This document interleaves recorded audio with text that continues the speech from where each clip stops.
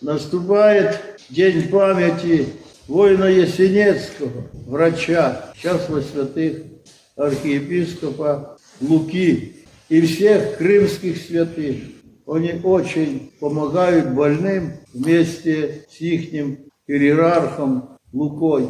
Простите их болящих, скорбящих, которые уже безнадежны. Он поднимал всех, кто приходил к нему с верой, с упованием на Господа. Ложил крест на столе и говорил: давай вдвоем будем просить Господа. Если Он поможет, и я помогу тебе.